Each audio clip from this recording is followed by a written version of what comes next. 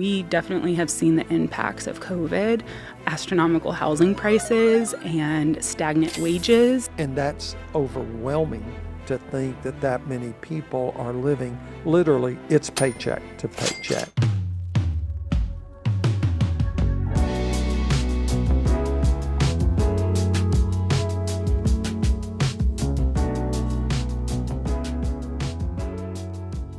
Hello, and thank you for joining us on When Neighbors Talk. I am your host, Dana Tucker Davis, and here is where our community will come together to discuss current events, the ways it impacts us all, and the solutions to the problems.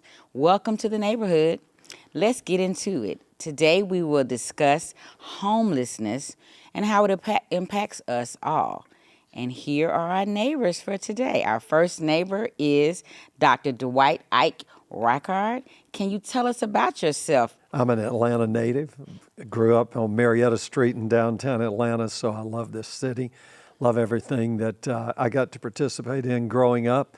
My mother was one of those people that was always looking after folks, and the homeless people in our day were referred to as hobos, and they were usually gathered around rail yards. And so that's how I first became acquainted with that type of work of taking care of people, and my mother would look after those and would always feed them a meal. And so she was one of those people that just had a heart for that kind of work and taking care of people, and so she passed that on to me. Well, thank you. What you did not let everyone know is that you are the president and CEO of Ministries. And so that is a very valuable organization for not only the city, but the state. Our next neighbor that we have is Elizabeth Banks, the Chief Operating Officer at Hope Atlanta. So, Ms. Banks, will you introduce yourself? Sure. I'm Elizabeth Banks. I'm actually a transplant. So I came here in 2018 to go to grad school at Emory, got my master's in public health, and decided I was going to stay. My family is also has a history of service, many teachers, many social workers. My mom is a substance use counselor. And so that need to give back is why I decided to go into nonprofit. And it's a pleasure to be here today. Well, it sounds like you guys both have come from a family of giving and a family of helping. So today we want our neighbors that are listening and watching to help us discuss and kind of dissect homelessness and whether or not it is a crisis here. And if it is, how can we help? How can we change the narrative and change the projection of the homelessness in our state and in our neighborhoods? So let's talk about that. Recently, on our prior podcast, we addressed the housing market and how it's fluctuating and how there are so many houses open on inventory that people are unable to purchase, right? And so there is some interconnection between the housing market and homelessness, but there are other factors. So, Dr. Reighard, can you tell us about some of the factors that gets a person to the state of homelessness? There's so many different ways that can happen to someone. And I think one of the greatest myths is to think, well, it's never going to happen to me, because it can certainly happen to you. It can be a turn in your health, and all of a sudden you have health bills that you never anticipated could be so high. It can be a situation where you go through a divorce, and after you go through that divorce, you're trying to be able to make a living, and maybe you're a mom now taking care of 2 children, and you're trying to figure out how to be able to make ends meet. And when you don't have a livable wage to be able to do that, it becomes an enormous challenge. Other times it's people coming out of the military with PTSD.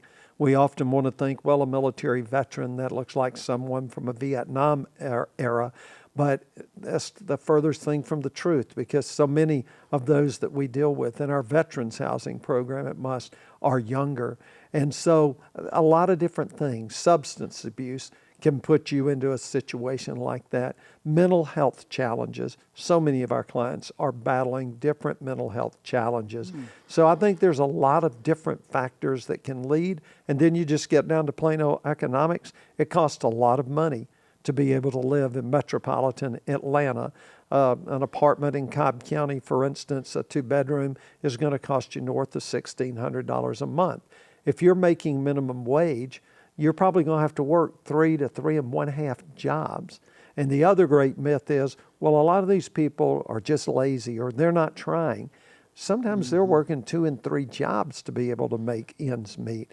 And yet, with the cost of food, inflation, again, sheer economics, we're living in perilous times for a lot of people. Thank you for that. And so everyone drives around and they may see persons who appear to be or outwardly presenting as homeless as they're driving about their business. And there are these misconceptions that, oh, they're just lazy, that's why they're here, or they're on drugs and that's why they're here. And so thank you for clarifying and giving us some feedback on it's not that. It may be that, but it's not totally that. No, and by and large, it's not. I can guarantee you the majority of people that we serve at Must, and we serve right at 70,000 unique individuals. Each one of them will come to us 3 different times for the different services that we render them, because we're not just trying to take care of their shelter. We're trying to help them with food. We're trying to help them get jobs. And last year at Must, we had a little over 800 people who got jobs, and it represented 28.6 million back into the economy. Oh. That helps to provide the dignity and respect that every single client that walks through our doors, that's the way I expect for them to be treated. And so when you start looking at the different things that we can come together and do, we try a holistic approach at Must, whether it's the food we're helping them with, whether it's the clothing, whether it's the getting jobs. And at the end of August, 1st of September, we'll open up our new medical clinic, wow. which has physical health care and it has behavioral health care. And that's that vital. is so crucial these That's days. vital. So, Ms. Banks, we're going to bring you into the conversation. So I've read and I've made some notes here that there were years of steady decline and homelessness is back on the rise in Georgia. And it says that according to the Georgia Department of Community Affairs, approximately 6,633 people were identified as homeless in 2024. This is a 13% increase from 2023, which also saw a 40% increase compared to 2019. And I know that you're at Hope, and I wanted to find out from you your thoughts on what is contributing to the increase and what we can do to address it. Yeah, so one thing that I do want to point out about those numbers as well, the way we count homelessness is through what's called the point-in-time count or the PIT count, and that is actually counting the number of homeless folks on one given night in January. And so that number, even as astronomical as it is not even fully representative of the number of people facing housing insecurity, facing homelessness. And so even just that is something to note, is like this problem is a lot larger than you would even expect. But what I will say is from 2010 to 2019, there was actually a steady decline in homelessness in the city of Atlanta and in the state of Georgia. However, we definitely have seen the impacts of COVID and astronomical housing prices and stagnant wages. And so that has started to teeter up again. And so I think when we're thinking about what we could possibly do to address that, I think you have to look holistically at what can be done from a prevention standpoint, as well as what can be done to actually address those who are already experiencing homelessness, because homelessness is really a downstream problem of a bunch of other societal issues. So when we're talking about affordable housing, wages, et cetera, it really is the downstream effect and kind of the last thing, someone not being able to meet their basic needs. And so when we look at that, I think that it really is a two-pronged approach, needing prevention work to stop the inflow of people experiencing homelessness into the system, as well as addressing those experiencing homelessness. So when you say holistic, are you talking about healing the system that contributes to this, or are you talking about healing the person, or maybe both? I don't know. It applies to both. I will say, from a systems perspective, you need folks in the workforce development space. You need folks in the housing space. You need folks from policy, et cetera, all coming together, mental health, behavioral health, all coming together because all of those societal issues, medical issues, lack of employment, all that, it all is at the end of this river. So if you imagine a river, homelessness is at the bottom of that, and all that oil, if you pour oil in at the top, eventually pools at the bottom. And so all those other issues pool at the bottom. And so when you really think about that, you need a holistic approach to try to get that out of there. And then from a person standpoint, it's kind of the same thing. Each individual needs holistic care. You need to be able to address all the different barriers. So workforce development, behavioral health, and that's actually what we do at Hope. So we have behavioral health, we have housing and rental subsidies, eviction prevention, all of those kinds of things. But in addition, we partner with agencies like MUST who do workforce development. We partner with other agencies that do the other things because we know we can't do it all. So we really try to bring that comprehensive solution for everyone. So thank you for that, because having the visual of the problem starting here and it trickles down kind of segues in how I want to ask you guys to give me your thoughts.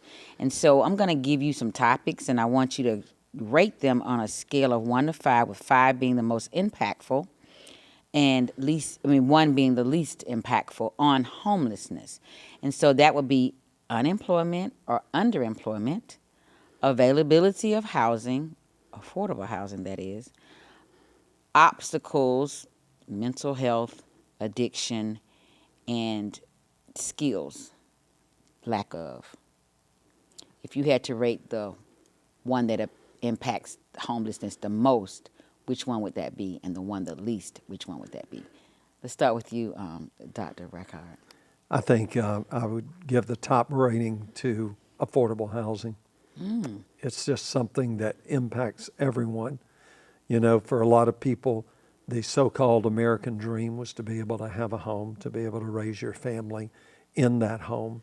And when it's beyond your capability to be able to do that, I think it sets up just a whole chain effect of how it affects people mentally to not be able to provide for their family, to not have a place where they can gather.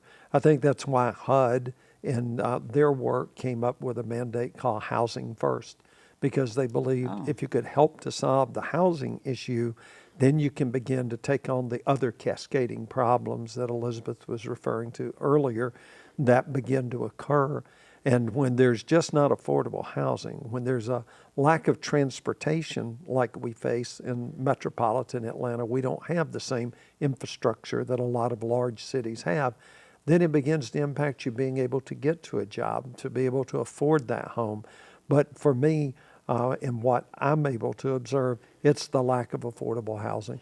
And what is the issue that least affects it? And so we have left would be underemployment or unemployment, mental health issues, addiction, and lack of skills. I would think lack of skills, because there's so many different jobs that give you the opportunity to develop a skill set.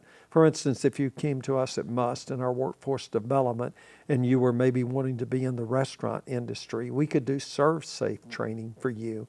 We would provide you with the non-skid shoes. We'd help you to get a uniform so that you could go and get a job in that industry. If you're going to work in a construction, we're going to get you steel-toed boots, and we're going to get you certification with OSHA. So we can help in those areas, but when there's not the housing available, then you are at an absolute standstill. Okay. All right, so now tag team is you. What is your most impactful issue as it relates to homelessness, and then the least? Yeah, I would say I actually agree. I do think affordable housing is the most impactful, but what I will say is that the culmination of all of those things is really what makes it a challenge.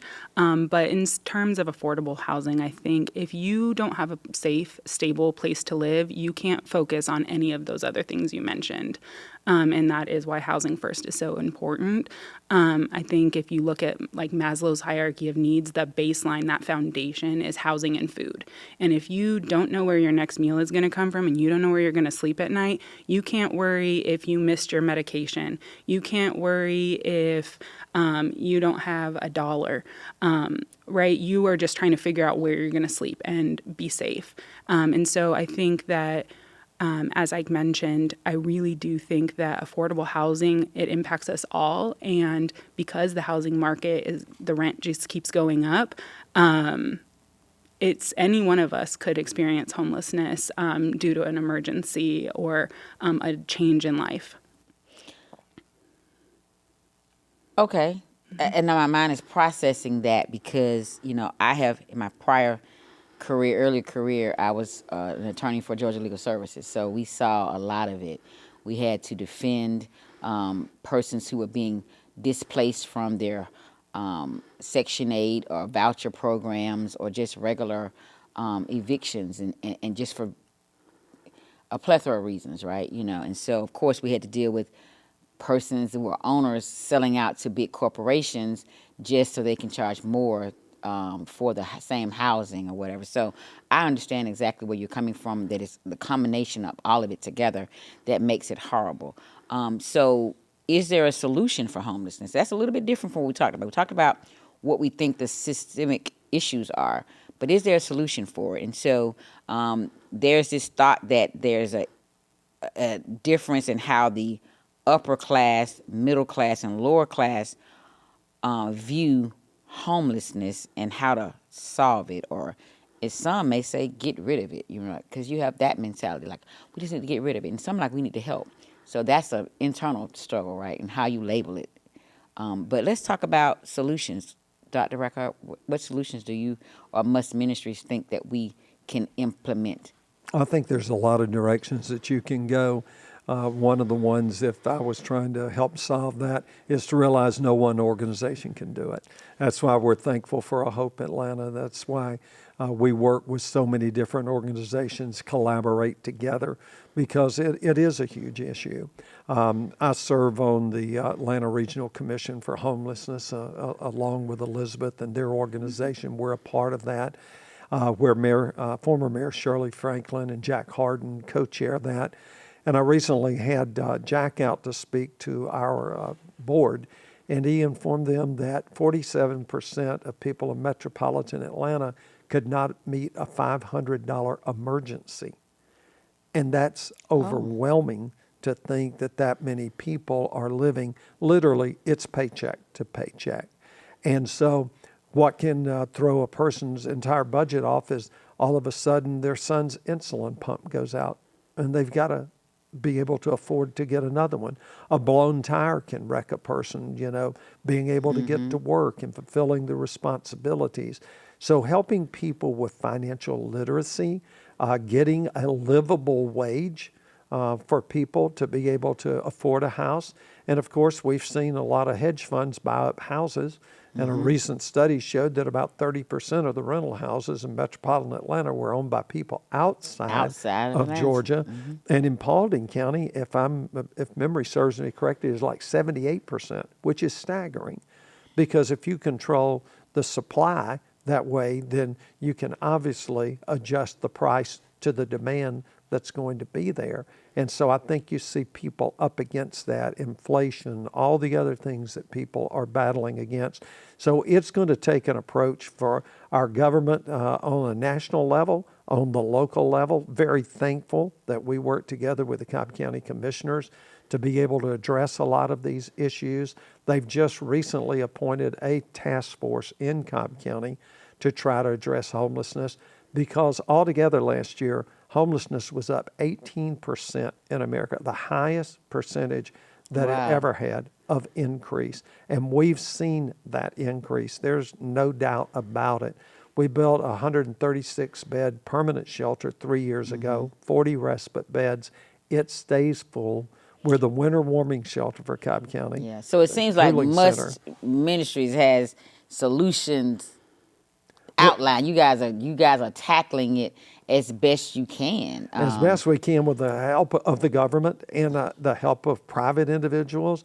Home Depot does an amazing job helping veterans. And our veterans housing, they've been a tremendous partner. Kroger helps us in the area of feeding and Publix. There's a lot of great organizations that comes together. That's why it's going to take the private sector, the governmental sector, and individuals who say, we want to help take care of this problem. So, Elizabeth, let's talk about what you think the solution for homelessness is and what it looks like before we close out this program. Yeah, so one of the things is chronic homelessness. So what we all envision homelessness looking like, that's people camping under bridges and encampments. That really only makes up 20% of housing insecurity. The other 80% are folks who are situationally homeless. Maybe they lost their job, as Dr. Ike mentioned earlier. They had a medical emergency, something like that. And so our approach at Hope Atlanta is really trying to approach both of those populations because their needs are incredibly different. And so with chronic homelessness, they need not only housing, but they also need supportive services, wraparound supports, life skills. So things like learning how to clean their apartment, learning how to be a good neighbor to make sure that they can stay in the unit that they're in and being a good tenant. But the flip side of that, for folks who are situationally homeless, this might be an emergency. Maybe their car broke down or something like that, and they're sleeping in their car for the first time ever. And we want to get them housed as rapidly as possible. So we have rapid rehousing and rental assistance programs. And also, in addition to that, all of that is traumatic. And so, right, and is a very trauma-inducing experience and all the things that result from homelessness. So addressing behavioral health and addiction, because the opioid epidemic has led to that as well. So I think really thinking about a holistic approach, incorporating behavioral health and wraparound and case management services into the housing you're providing. So you're not just housing someone and then returning to homelessness. They're able to stay, maintain housing, and then get to self-sufficiency. So you open up capacity in the rest of the system for more people to be served. Well, thank you both. You guys have been great neighbors. You guys are great neighbors to the communities that you serve in the state of Georgia. If someone wants to volunteer or find out more about your programs, can you tell us how to reach and contact Must Ministries and Hope Atlanta before we tell our neighborhood farewell till next week? Well, at Must Ministries, it's mustministries.org. You can go there and just click on volunteering, find out more about the organization. And Must exists to serve our neighbors in need. That's literally our mission statement. So I'm glad for us to get to be on and to be a good neighbor today with you, Dana. Thank you. Yes. And Hope Atlanta is hopeatlanta.org. Pretty simple. Same thing, going to our volunteer tab and filling out the form if you want to volunteer or donate. And that's also, for those in need, the way you can find out about how we can serve you if you need support. Well, thank you guys. You have given us a plethora of information. I am overloaded. I have to go and do a little bit more research because I do want to connect with both of your organizations going forward. Now, I want to thank the neighbors for visiting, and I want you guys to look forward to our next conversation because when neighbors talk, locals listen. I am Dana Tucker Davis, and I hope to see you next time.